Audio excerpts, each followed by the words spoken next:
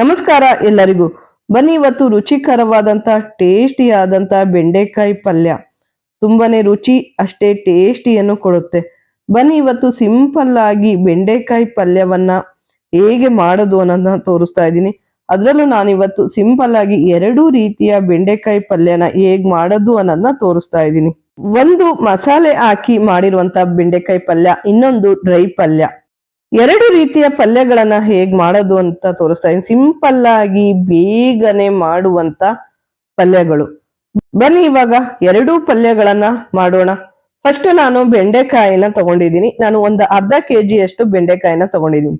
ಇಷ್ಟು ಬೆಂಡೆಕಾಯಿಯಲ್ಲಿ ನಾನು ಎರಡೂ ರೀತಿಯ ಪಲ್ಯಗಳನ್ನ ಹೇಗ್ ಮಾಡೋದು ಅನ್ನೋದನ್ನ ನಾನು ತೋರಿಸ್ತಾ ಇದ್ದೀನಿ. ನೋಡಿ, ಫಸ್ಟ್ ಬೆಂಡೆಕಾಯಿನ ತೊಳೆದು ನಾವು ಒರೆಸಿ ಕಾಟನ್ ಬಟ್ಟೆಯಲ್ಲಿ ಒರೆಸಿ ಇಟ್ಕೋಬೇಕು. ಹಸಿ ಇದ್ದಾಗ್ಲೇ ನಾವು ಹುರಿದ್ವಿ ಅಂದ್ರೆ ಬರ್ತಿ ಲೊಳೆ ಲೊಳೆ ಆಗುತ್ತೆ. ಹಾಗಾಗಿ ನಾವು ತೊಳೆದು ಒಂದ್ ಸ್ವಲ್ಪ ಡ್ರೈ ಮಾಡಿ ಇಟ್ಕೋಬೇಕು. ಆ ಕಡೆ ಹಿಂದೆ ಮುಂದೆ ಎರಡು ಕಡೆನೂ ತೆಗೆದು ಇದನ್ನು ಸಣ್ಣದಾಗಿ ನಾವು ಹೆಚ್ಕೋಬೇಕು. ಎಲ್ಲಾ ಬೆಂಡೆಕಾಯಿಗಳನ್ನು ನಾವು ಇದೇ ರೀತಿಯಲ್ಲಿ ಹೆಚ್ಕೊಳ್ಳೋಣ. ಎಲ್ಲವನ್ನೂ ಸಹ ನಾವು ಹೆಚ್ಕೊಳ್ತಾ ಇದ್ದೀವಿ. ನೋಡಿ, ಎಲ್ಲಾ ಬೆಂಡೆಕಾಯಿನೂ ಹೆಚ್ಕೊಂಡು ಆಮೇಲೆ ಇದನ್ನ ನಾವು ಸ್ವಲ್ಪನೇ ಹುರ್ಕೊಳ್ಳೋಣ. ಒಂದೇ ಸಲ ಹುರಿಯೋದು ಬೇಡ ಬೆಂಡೆಕಾಯಿನ, ಸ್ವಲ್ಪನೇ ಹುರ್ಕೊಳ್ಳೋಣ. ನೋಡಿ, ಒಂದು ಬಾಂಡ್ಲಿಯನ್ನ ಇಟ್ಟು ಬಾಂಡ್ಲಿ ಕಾದ ಮೇಲೆ ಅದಕ್ಕೆ ನಾನು ಬೆಂಡೆಕಾಯಿನ ಹಾಕ್ತಾ ಇದ್ದೀನಿ. ಬೆಂಡೆಕಾಯಿ ಹಾಕಿದ ತಕ್ಷಣನೇ ಎಣ್ಣೆಯನ್ನ ಹಾಕಬಾರ್ದು. ಒಂದು ನಿಮಿಷ ಪೂರ್ತಿ ಡ್ರೈ ಆಗೋವರೆಗೂ ಹುರಿದು ಆಮೇಲೆ ಇದಕ್ಕೆ ನಾವು ಎಣ್ಣೆಯನ್ನ ಹಾಕೊಳ್ಳೋಣ ಉರಿಯೋದಕ್ಕೆ. ನೋಡಿ, ಫಸ್ಟ್ ನೀರಿನ ಅಂಶ ಹೋಗ್ಬೇಕು, ಆಮೇಲೆ ನಾವು ಎಣ್ಣೆಯನ್ನ ಹಾಕೊಳ್ಳೋಣ. ಇಲ್ಲ ಅಂದ್ರೆ ತುಂಬಾನೇ ಲೋಳೆ ಅನ್ಸುತ್ತೆ, ಬೇಗನೆ ಉರಿಯೋದಿಲ್ಲ. ಹಾಗಾಗಿ ಡ್ರೈನೇ ನಾವು ಒಂದು ಸ್ವಲ್ಪ ಹುರ್ಕೊಳ್ಳೋಣ. ಆಮೇಲೆ ಎಣ್ಣೆಯನ್ನ ಹಾಕಿ ಹುರಿಯೋಣ. ಪೂರ್ತಿಯಾಗಿ ಇದು ಹುರ್ಕೋಬೇಕು. ತುಂಬಾ ಸಿಂಪಲ್ ಆಗಿ ಮಾಡುವಂಥದ್ದು, ಅಷ್ಟೇ ರುಚಿಯನ್ನ ಕೊಡುತ್ತೆ. ಮಕ್ಕಳಿಗೆ ಲಂಚ್ ಬಾಕ್ಸ್, ಆಫೀಸಿಗೆ ಲಂಚ್ ಬಾಕ್ಸಿಗೂ ಸಹ ಚೆನ್ನಾಗಿರುತ್ತೆ.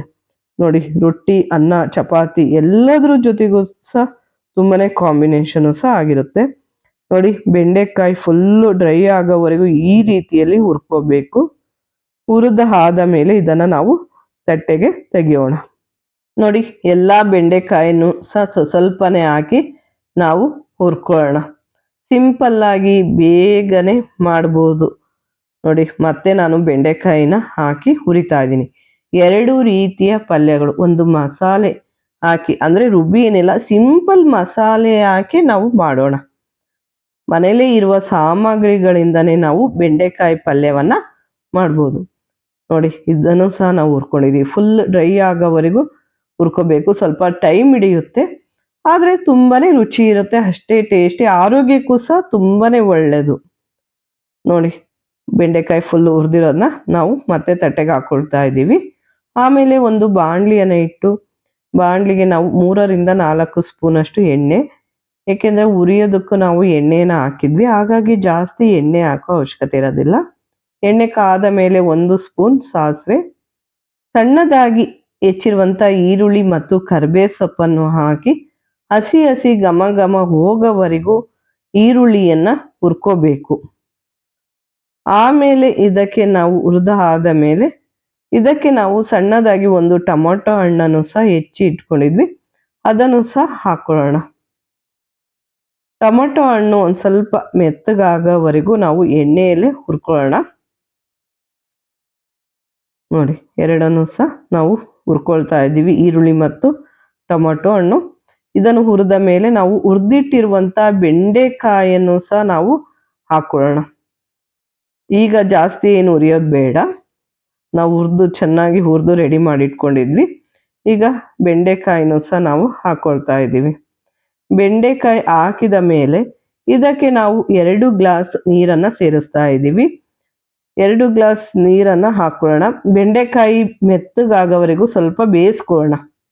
ನಾನು ಸ್ವಲ್ಪ ಮಸಾಲೆ ಹಾಕಿ ಮಾಡೋದ್ರಿಂದ ಬೆಂಡೆಕಾಯಿ ನೀರು ಹಾಕಿ ಮತ್ತೆ ಬೇಯಿಸ್ಕೊಳ್ತಾ ಇದ್ದೀನಿ. ಡಿಫ್ರೆಂಟ್ ಆಗಿರುತ್ತೆ, ಚೆನ್ನಾಗಿರುತ್ತೆ. ಒಂದೇ ಥರ ಮಾಡ್ಕೊಂಡು ತಿನ್ನೋದಕ್ಕಿಂತ ಬೇರೆ ಬೇರೆ ರೀತಿಯಲ್ಲಿ ಮಾಡ್ಕೊಂಡು ತಿಂದರೂ ಸಹ ಚೆನ್ನಾಗಿರುತ್ತೆ.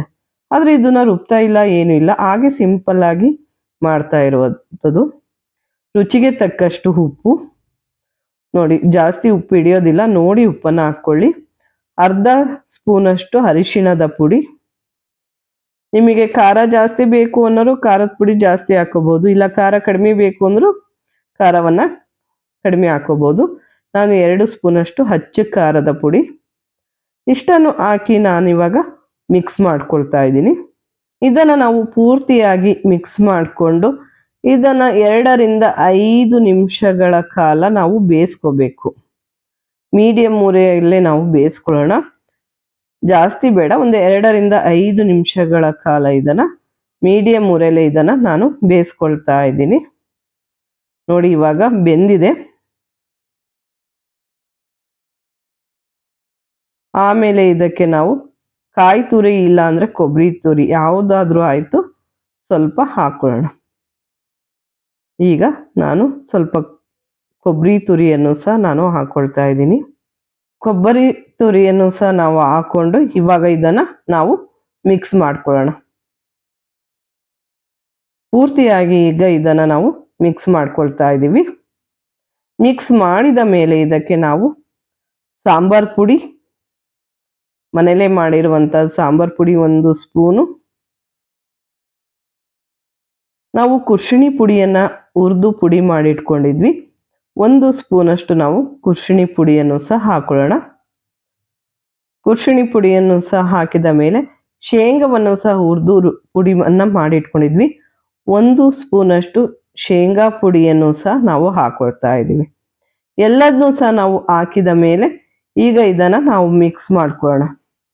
ಸಿಂಪಲ್ ಆಗಿ ಬೇಗನೆ ಮಾಡುವಂಥದ್ದು, ಅದರಲ್ಲೂ ನಾವು ಎಲ್ಲವನ್ನೂ ಸಹ ಪೌಡ್ರ್ ಮಾಡಿ ಇಟ್ಕೊಂಡ್ರೆ ಇನ್ನೂ ಬೇಗನೆ ಆಗುತ್ತೆ ಅಡುಗೆ ಮಾಡೋದಕ್ಕೆ. ಬೆಳಗ್ಗೆ ಬೇಗನೆ ಬಾಕ್ಸ್ಗಳಿಗೆಲ್ಲ ರೆಡಿ ಮಾಡಬೇಕು, ಪೌಡ್ರ್ ಮಾಡಿ ಇಟ್ಕೊಂಡ್ರೆ ಬೇಗನೆ ಅಡುಗೆ ಆಗುತ್ತೆ. ಹಾಗೆ ಬಾಕ್ಸ್ಗಳಿಗೂ ಸಹ ಹಾಕ್ಬೋದು. ಈಗ ಇದನ್ನು ನಾವು ಒಂದು 2 ನಿಮಿಷಗಳ ಕಾಲ ಹಬೆಯಲ್ಲೇ ಬೇಯಿಸ್ಕೊಳ್ಳೋಣ. ನೋಡಿ ಸಿಂಪಲ್ ಆಗಿ ಬೇಗನೆ ಮಾಡಿರುವಂಥ ಬೆಂಡೆಕಾಯಿ ಪಲ್ಯನೂ ಸಹ ಇವಾಗ ರೆಡಿ. ತುಂಬಾನೇ ಟೇಸ್ಟಿ, ಅಷ್ಟೇ ರುಚಿಯನ್ನು ಸಹ ಕೊಡುತ್ತೆ. ಬನ್ನಿ ಈಗ ಸ್ವಲ್ಪ ಮಸಾಲೆ ಹಾಕಿ ಮಾಡಿರುವಂಥ ಬೆಂಡೆಕಾಯಿ ಪಲ್ಯ ರೆಡಿ ಆಯಿತು.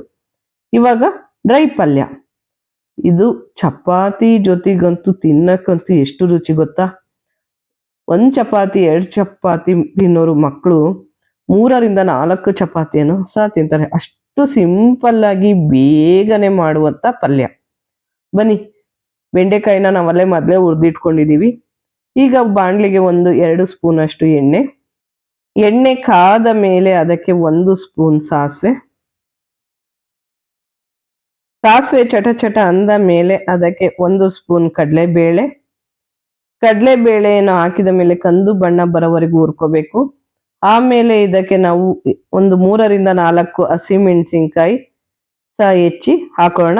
ಆಮೇಲೆ ಸಣ್ಣದಾಗಿ ಹೆಚ್ಚಿರುವಂಥ ಈರುಳ್ಳಿ ಮತ್ತು ಕರಿಬೇವು ಸೊಪ್ಪನ್ನು ಹಾಕಿ ಹಸಿ ಘಮ ಘಮ ಹೋಗೋವರೆಗೂ ಇದನ್ನು ನಾವು ಹುರ್ಕೋಬೇಕು. ಆಮೇಲೆ ಇದಕ್ಕೆ ನಾವು 1 ಟೊಮೊಟೊ ಹಣ್ಣನ್ನು ಸಹ ಹೆಚ್ಚಿದ್ದೀವಿ ಸಣ್ಣದಾಗಿ, ಅದನ್ನು ಸಹ ಹಾಕೋಣ. ಟೊಮೊಟೊ ಹಣ್ಣು ಬೇಕು ಅಂದರೆ ಹಾಕೋಬಹುದು ಡ್ರೈ ಪಲ್ಯಕ್ಕೆ, ಬೇಡ ಅಂದರೆ ಸ್ಕಿಪ್ ಮಾಡ್ಬೋದು. ಒಂದೊಂದ್ಸಲ ಚೆನ್ನಾಗೂ ಇರುತ್ತೆ, ಟೊಮೊಟೊ ಹಣ್ಣು ಹಾಕಿದ್ರು ಸಹ ಚೆನ್ನಾಗಿರುತ್ತೆ, ಹಾಗಾಗಿ ಹಾಕಿದ್ದೀವಿ. ಆಮೇಲೆ ನಾವು ಹುರಿದು ರೆಡಿ ಮಾಡಿ ಇಟ್ಕೊಂಡಿರುವಂಥ ಬೆಂಡೆಕಾಯನ್ನು ಸಹ ಹಾಕೋಣ. ಇದನ್ನು ಮಿಕ್ಸ್ ಮಾಡಿ ನಾವು ಆಮೇಲೆ ಇದಕ್ಕೆ ನಾವು ರುಚಿಗೆ ತಕ್ಕಷ್ಟು ಉಪ್ಪನ್ನು ಸಹ ನಾವು ಹಾಕೊಳ್ಳೋಣ. ಬೆಂಡೆಕಾಯಿ ಜಾಸ್ತಿ ಉಪ್ಪನ್ನು ಹಿಡಿಯೋದಿಲ್ಲ, ನೋಡಿ ಹಾಕೊಳ್ಳಿ. ನಾನು 1-1.5 ಸ್ಪೂನಷ್ಟು ನಾನು ಉಪ್ಪನ್ನು ಹಾಕೊಳ್ತಾ ಇದ್ದೀನಿ. ಇದನ್ನು ನಾವು ಇವಾಗ ಮಿಕ್ಸ್ ಮಾಡ್ಕೊಳ್ಳೋಣ. ಸಿಂಪಲ್ ಆಗಿ ಬೇಗನೆ ಮಾಡುವಂಥದ್ದು ಇದು. ಚಪಾತಿ ಜೊತೆಗೆ ತಿಂದ್ರಂತೂ ಇನ್ನೂ ರುಚಿಯಾಗಿರುತ್ತೆ. ಮಕ್ಕಳಿಗೆ ಲಂಚ್ ಬಾಕ್ಸಿಗೆ ಹಾಕೊಟ್ರೆ ಇಷ್ಟಪಟ್ಟು ಸಹ ತಿಂತಾರೆ. ನೋಡಿ ಇದನ್ನು ನಾವು ಇವಾಗ ಪೂರ್ತಿಯಾಗಿ ಮಿಕ್ಸ್ ಮಾಡಿದ ಮೇಲೆ ಸ್ವಲ್ಪ ಕಾಯಿ ತುರಿನೂ ಸಹ ಹಾಕೊಳ್ಳೋಣ.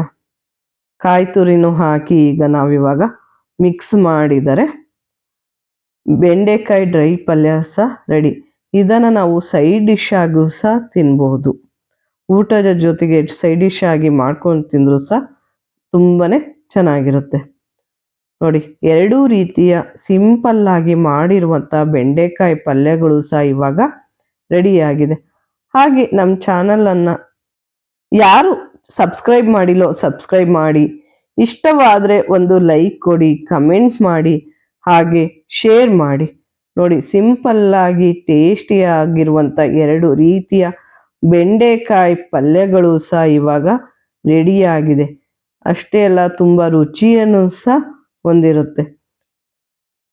ಇದು ಅನ್ನ, ರೊಟ್ಟಿ, ಚಪಾತಿ ಜೊತೆಗೆ ತುಂಬನೇ ರುಚಿಯನ್ನು ಕೊಡುವಂಥ ಸಿಂಪಲ್ ಆದಂಥ ಟೇಸ್ಟಿ ಆದಂಥ ಬೆಂಡೆಕಾಯಿ ಪಲ್ಯಗಳು ಸಹ ಈಗ ರೆಡಿ. ನೋಡಿ ಆರೋಗ್ಯಕರವಾದಂಥ ಬೆಂಡೆಕಾಯಿ ಪಲ್ಯ ತುಂಬನೇ ರುಚಿ ಟೇಸ್ಟಿ. ಅದರಲ್ಲೂ ಸಿಂಪಲ್ಲಾಗಿ ಮಾಡಿಕೊಟ್ರೆ ಮಕ್ಕಳು ಸಹ ಇದನ್ನು ಇಷ್ಟಪಟ್ಟು ಸಹ ತಿಂತಾರೆ.